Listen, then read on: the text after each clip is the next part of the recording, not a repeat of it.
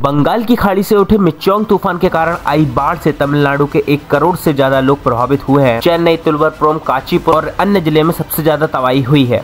गुरुवार को चेन्नई आने वाली 15 ट्रेन कैंसिल की गई हैं। 4 दिसंबर से सभी स्कूल कॉलेज बंद हैं।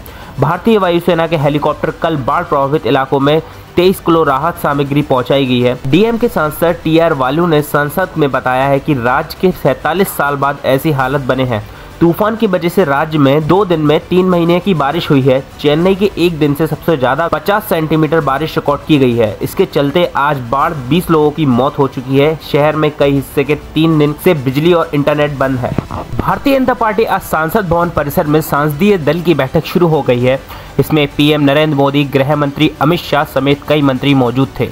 3 राज्यों में भाजपा की दावेदारी जीत के बाद पीएम मोदी का स्वागत किया गया है। बैठक में शामिल नेताओं ने मोदी जी का स्वागत किया। सूत्रों के मुताबिक इस बैठक में मध्य प्रदेश, छत्तीसगढ़ और राजस्थान के लिए मुख्यमंत्री पद के दावेदारों को पर चर्चा की संभावना है। 3 ही राज्यों में तब तक सीएम की ऐलान नहीं हुआ। कयास लगाए जा रहे हैं कि भाजपा इस बार युवा चेहरों को सत्ता में बगडोर दे सकती है। विधानसभा चुनाव जीतने वाले सांसदों ने बुधवार को इस्तीफा दिया। इससे एक दिन पहले ही विधानसभा चुनाव में जीत दर्ज कराने वाले भाजपाओं को 12 सांसदों में से 10 ने लोकसभा सांसद पद से इस्तीफा दे दिया है। केंद्रीय शिक्षा मंत्रालय ने बुधवार को संसद में कहा कि national council of education research and training India और भारत के बीच फर्क नहीं करता।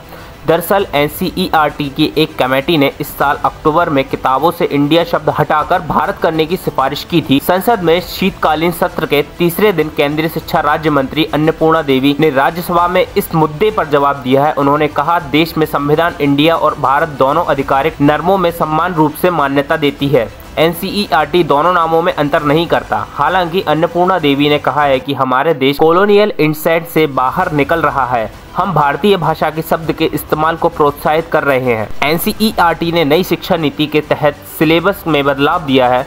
19 सदस्यों की कमेटी बनाई थी। इन कमेटी में ही देश का नाम इंडिया की वजह भारत लिखने का सुझाव दिया था। पूर्व राष्ट्रपति और कांग्रेस नेता प्रणब मुखर्जी की बेटी शमिष्ठा ने किताब प्रणब माय फादर लिखी है। शमिष्ठा ने इसमें लिखा है कि एक बार प्रणब ने बताया था कि राहुल के ऑफिस में एएम और पीएम नहीं पता, क्या कभी वे प्रधानमंत्री ऑफिस को संभाल पाएंगे। शमिष्ठा के मुताबिक उनके पिता यह भी बात बताई थी कि Rahul Gandhi all India Congress committee के कई प्रोग्राम में नहीं आते थे।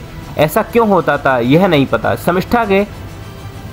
शमिष्ठा ने राहुल और उनके परिवार को लेकर उनके पिता की आलोचनात्मक टिप्पणी को जिक्र किया है।